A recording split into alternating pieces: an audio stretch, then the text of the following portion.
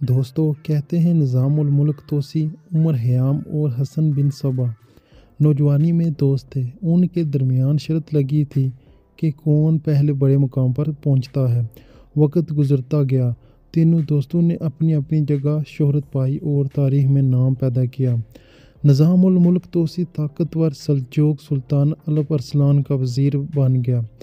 عمر خیام نے شہری فلکیات اور ریاضی میں نام پیدا کیا اور حسن بن صبا نے حشاشین کی بنیاد رکھ دی۔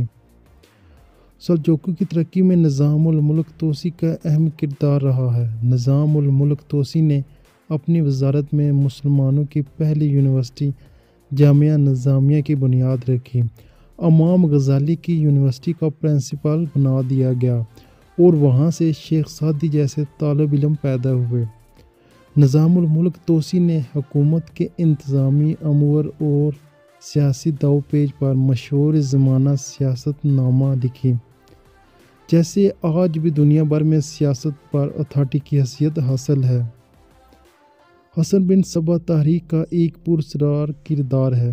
اس پر ہالی ووڈ نے کئی موویز اور گیمز بھی بنائی ہیں۔ اردو کی مشہور ناول فردوس پری میں بھی ذکر ہے کہ حسن بن صبا نے قلعہ الموت میں ایک فرضی جنت بنا کر رکھی تھی، جہاں وہ فدائیوں کو حشیش کا نشہ پلا کر جنت کی سیر کراتا تھا۔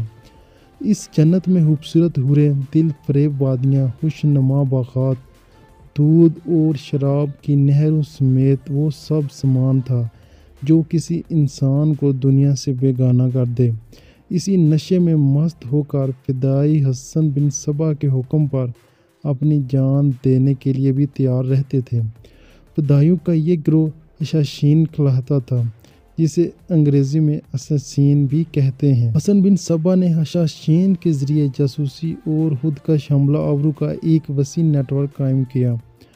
ہر فدائی کے پاس ایک زہر میں بجھا ہوا خنجر ہوتا تھا، جس کے ذریعے وہ اپنے شکار کو قتل کر کے جنت میں جانے کے لیے خودکشی کر لیتا تھا۔ مسلم دنیا کے کئی بڑے حکمران، علماء کرام اور اہم شخصیات فدائی حملوں کا نشانہ بنے۔ ایک وقت آیا کہ دنیا بھر میں حشاشین کا نام خوف و دہشت کی علامت بن گیا۔ ستم ظرفی دیکھیے کہ توسی کی موت بھی حسن صبا کے فدائیوں کے ہاتھ ہوئی۔ ہلاکو خان کا مسلمانوں پر ایک آسان یاد رکھا جائے گا۔ اس نے قلعہ الموت پر حملہ کیا اور 1,00,000 فدائیوں کو قتل کر کے اس فرقہ کو ہمیشہ کے لیے ختم کر دیا۔ دوستو یہ ویڈیو آپ آگے ضرور شیئر کیجیے اور چینل کو ضرور سبسکرائب اور ویڈیو کو ضرور لائک کر دیجیے گا۔